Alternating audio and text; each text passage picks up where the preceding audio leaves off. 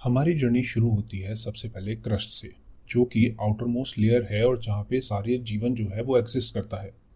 जो क्रस्ट है वो रिलेटिवली थिन होती है, about 5 kilometres under the ocean, जबकि कॉन्टिनेंट्स पे आके उसकी जो चौड़ाई है वो 70 किलोमीटर्स तक हो जाती है।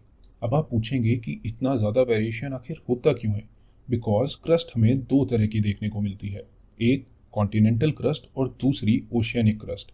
जहाँ continental crust because of the presence of various landforms जैसे कि माउंटेन्स, प्लेट्यूज एक्सेट्रा बहुत ज़्यादा थिक हो जाती है, और वहीं ओशियनिक क्रस्ट बहुत ज़्यादा थिक होती है। साथ ही साथ इनमें डेंसिटी का भी डिफरेंस होता है, बिकॉज कॉन्टिनेंटल क्रस्ट में सिलिका और एल्यूमिनियम पाया जाता है, वहीं ओशियनिक क्रस्ट में सिलिका तो पाया जाता है पर एल्यूमिनियम की जगह मैग्नीशियम ले लेता है। उसके बाद हम चलते हैं क्रस्ट के जस्ट नीचे मेंटल में, जो कि एक्सटेंड करता है लगभग 2900 किलोमीटर तक और अप्रॉक्सीमेटली 84% बनाता है अर्थ की वॉल्यूम का। ये लेयर कंपोज होती है मेनली सिलिकेट रॉक से, जो कि रिच होते हैं आयरन और मैग्नीशियम में। इसका एक बहुत ही अच्छा उदाहरण है पेरिडोटाइट। हालांकि मेंटल एक सॉलिड रॉक नहीं है, ये अलग अलग रीजन में अलग अलग तरह से बिहेव करता है।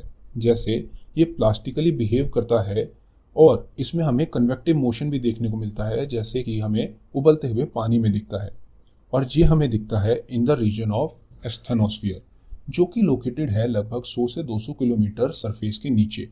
ये एक सेमी फ्लूइडिक लेयर है, यानी कि विस्कस लेयर है, जो कि टेक्टोनिक प्लेट्स को अलाउ करती है टू मूव अबव इट।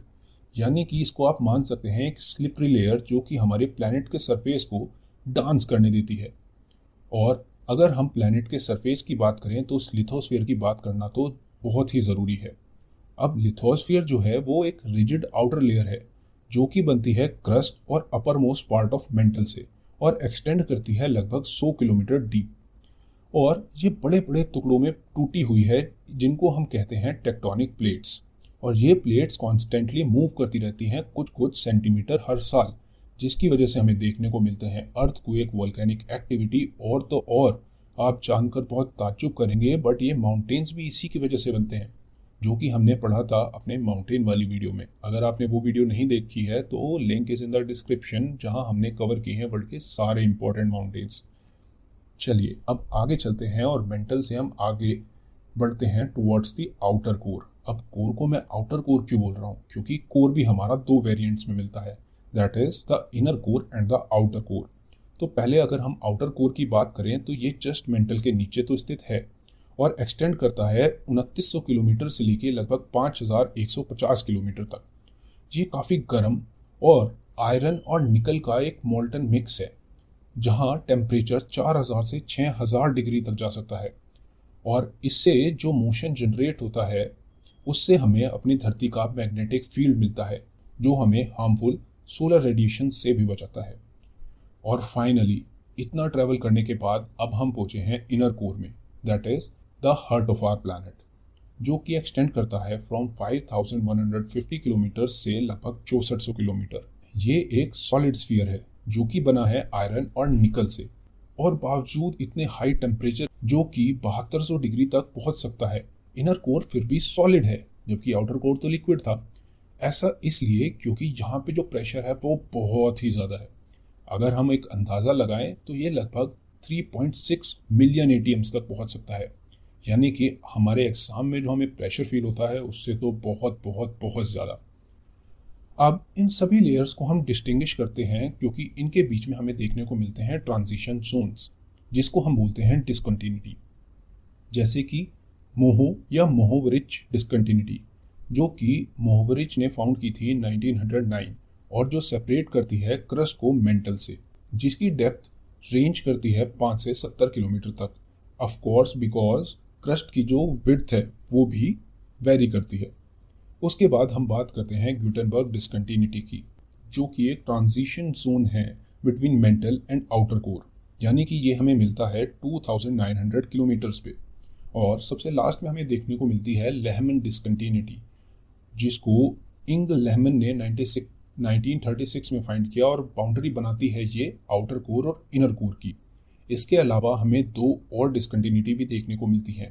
पहली, between the continental crust and the oceanic crust, that is the Conrad discontinuity, and also we find asthenosphere और मेंटल के बीच में एक डिसकंटिन्यूटी जिसको हम बोलते हैं रिपीटेड डिसकंटिन्यूटी। और ये डिसकंटिन्यूटीज बहुत क्रूशियल रोल प्ले करती हैं जब हमें इंटरनल स्ट्रक्चर ऑफ अर्थ को समझना होता है।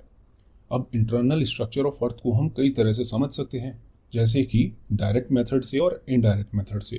जहाँ डायरेक्ट मेथड में हम ड्रिल, माइन या फिर वोल्केनो से निकले मैग्मा को हम डायरेक्टली एनालाइज करते हैं, वहीं इनडायरेक्ट मेथड में हम स्टडी करते हैं ऑफ वेरियस फिनोमिनास, जैसे कि gravity anomaly, pressure differences, magnetic fields या फिर बाहर से आए हुए मीटियोर्स। और मीटियोर्स को एनालाइज करने का एकमात्र रीज़न ये है क्योंकि सब कुछ जो भी हमारे सोलर सिस्टम में बना है वो बना है फ्रॉम द सेम नेब्यूला। और इन्हीं सभी स्टडीज से साइंटिस्ट अर्थ के इंटीरियर की बहुत सारी मिस्ट्रीज को सुलझा भी सकते हैं। फॉर एग्जाम्पल, जब हम सीस्मिक वेव्स की स्टडी करते हैं यानी कि अर्थक्वेक वेव्स की, तो वो मोहो डिस्कंटिन्यू पे आके स्लो डाउन हो जाती हैं, जबकि वापस से जब मेंटल में वो ट्रैवल करती हैं तो स्पीड अप हो जाती हैं, जिससे हमें पता चलता है कि दोनों जगह पे जो रॉक कंपोजिशन है वो भी वेरी करती है।